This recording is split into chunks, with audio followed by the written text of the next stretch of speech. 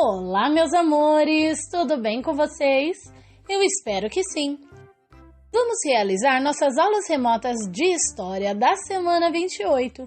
Para isso, realizaremos as atividades das páginas 141 a 143 do seu livro lápis.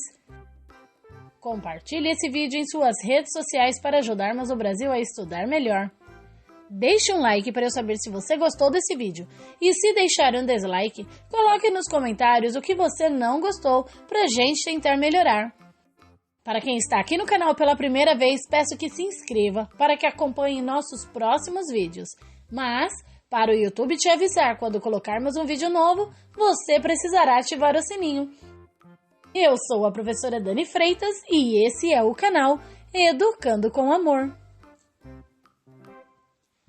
Vamos ler o texto da página 141.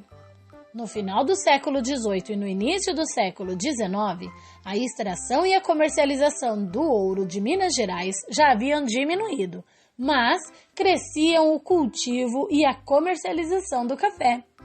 As tropas de animais de carga, mulas e burros, continuaram a ser usadas, dessa vez no transporte do café até os portos.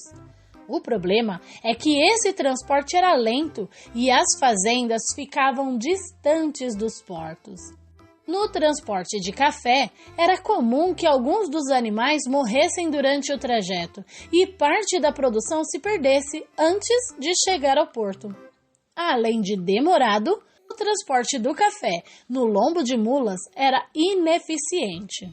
Temos aí a fotografia do transporte de café em lombo de mulas, em Minas Gerais, de Marc Ferrez, cerca de 1850. A partir da segunda metade do século XIX, a produção cafeeira passou a ser exportada pela ferrovia. Hoje, o café é transportado por rodovias, através dos caminhões. Deu para perceber que antes da chegada da estrada de ferro era muito difícil o transporte das mercadorias, e quem mais sofria com isso eram os animais que carregavam no lombo as mercadorias pesadas. Vamos para a seção Minha Coleção de Palavras de História. A palavra abaixo é muito importante para o estudo da história do Brasil. Tropeiro. Número 1. Você já ouviu alguma vez essa palavra no seu dia a dia? Essa é uma resposta pessoal. Tente lembrar se já ouviu ou não e responda essa questão. Os tropeiros eram pessoas que, em tropas, carregavam mercadorias de um lugar para outro. Algumas cidades, por exemplo, foram criadas por causa dessa atividade, que, por viajar por longas distâncias, certamente os tropeiros necessitavam pousar em alguns lugares para dormir e descansar. Assim, no dia seguinte, seguia com suas mercadorias para o local de destino. Acabavam se alimentando com ingredientes que eles sabiam que poderia armazenar por longos períodos que não iria estragar. Cozinhavam em fogões a lenha improvisados ou por fogueiras construídas em algum local de parada. Tinham de fazer algo rápido, mas que os sustentariam por muitas horas seguintes. Número 2. Pesquise na internet e em livros e explique por que um prato típico do Brasil recebeu a palavra tropeiro em sua denominação. Em seguida, discuta com seus colegas qual a relação entre o prato e o tropeirismo. Lembrando que não há como discutir com colegas se você estiver em aulas remotas, mas poderá discutir com algum familiar que esteja perto de você nesse momento. Pause o vídeo para refletir sobre o assunto e depois volte aqui. Muito bem, agora que você refletiu sobre, posso dizer que o prato era preparado pelos tropeiros durante suas longas viagens, pois os ingredientes dele podiam ser armazenados por longos períodos. Na página 142 temos o texto Dos caminhões aos trilhos. Vamos ler? Me acompanhe. Até a metade do século XIX, o Brasil não possuía muitas estradas.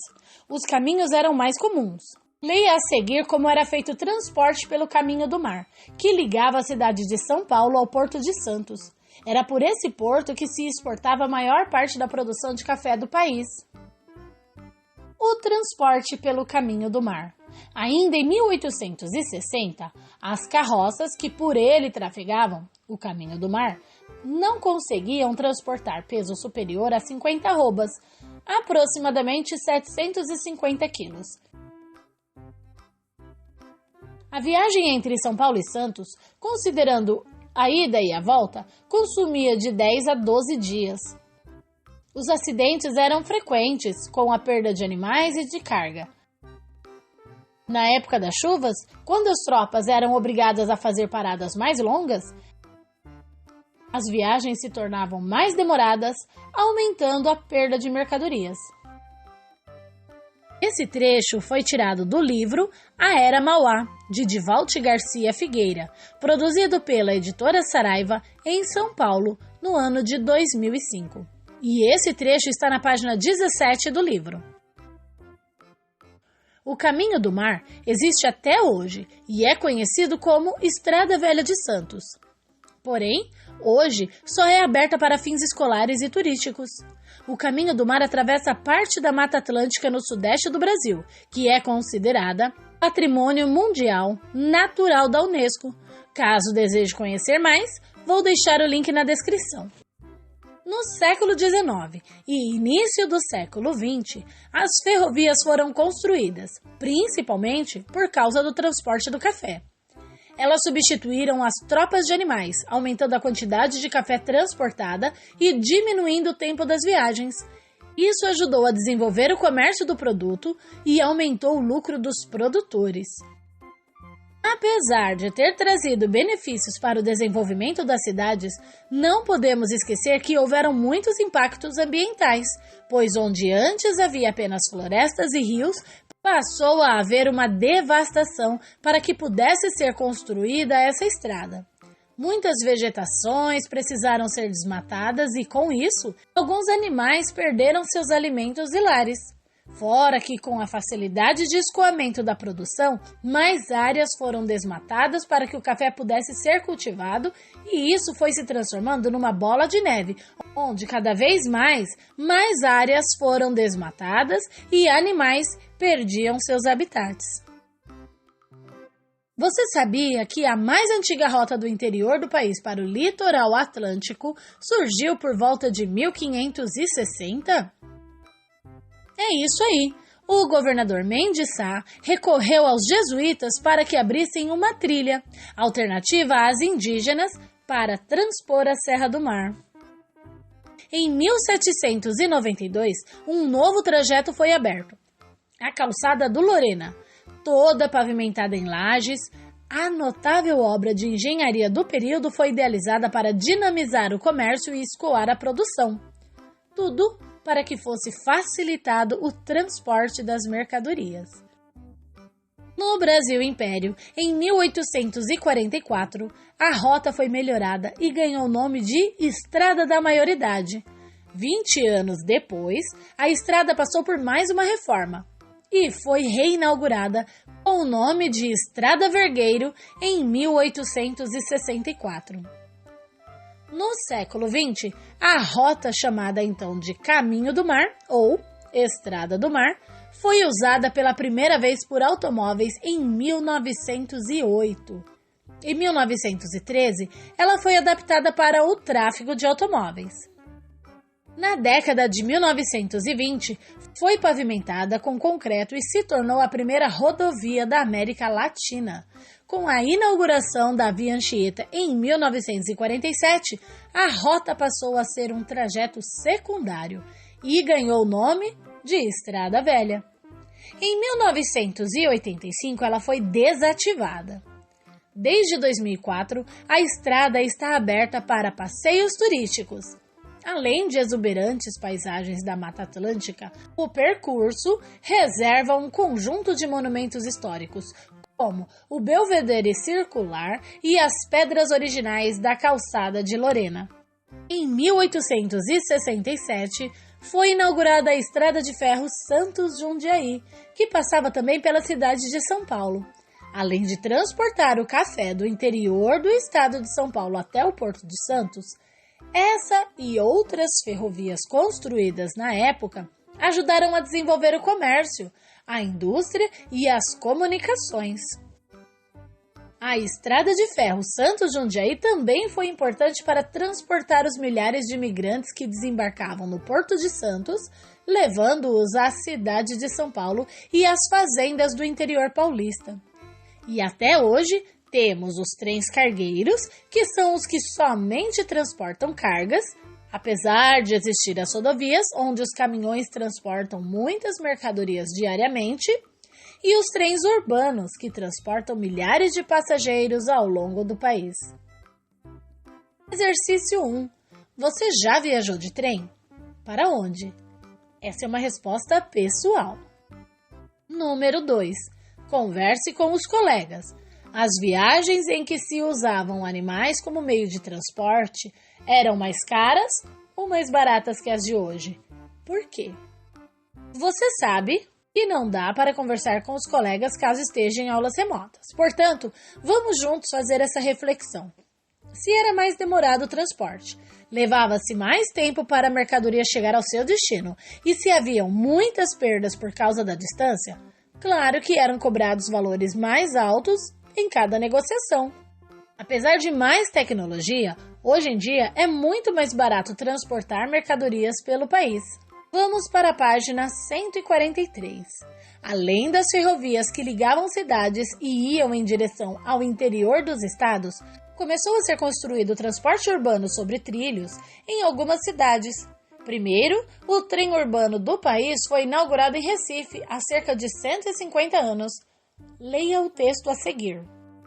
A Machambomba. Sem ler o texto, você consegue imaginar o que esse nome representa? Tem a ver com alguma bomba. Será? Vamos ver. A cidade era cortada em várias direções pelas companhias de trem urbano e todas eram atendidas devidamente. O processo se iniciou em 1867 e o primeiro trem urbano, a Machambomba, foi também o primeiro da América Latina. Não passava de uns carrinhos diminutos puxados por uma locomotiva. Mas o resultado foi dos melhores. Causou muita admiração e medo aos moradores do Recife. Ah, agora tudo faz sentido. Se tratava de um trem. Mas que nome, hein? De onde surgiu? O termo Machambomba se originou pela sonoridade do inglês machine pump, que significa bomba mecânica. Esse é um texto de José Luiz Mota Menezes, do livro Rua sobre as Águas, As Pontes do Recife. Recife, Companhia Editora do Recife, ano de 2016. Temos aí a foto da Machambomba na estação Ponte do Shoa, bairro das Graças, cidade do Recife, Pernambuco, no início do século XX. Hoje em dia, muitas linhas de trem para o transporte de passageiros foram desativadas em todo o país. Muitas estações foram fechadas e algumas transformadas em museus ou centros culturais. Exercício 1. Existe uma estação ferroviária em sua cidade? Você a conhece? Se hoje ela não é mais usada como estação de trem, tem alguma outra função? Qual? Praticamente todas as cidades possuem ao menos uma estação de trem, mas há aquelas que não possuem. Responda com atenção cada uma dessas questões. Número 2. Converse com seus colegas. Qual meio de transporte pode substituir atualmente as ferrovias urbanas nas grandes cidades? Bom, em alguns locais temos os metrôs, que auxiliam em muito o transporte de pessoas, pois é muito mais rápido, sendo possível transportar mais pessoas por menos tempo. Assine a lista de presença com a hashtag Machambomba.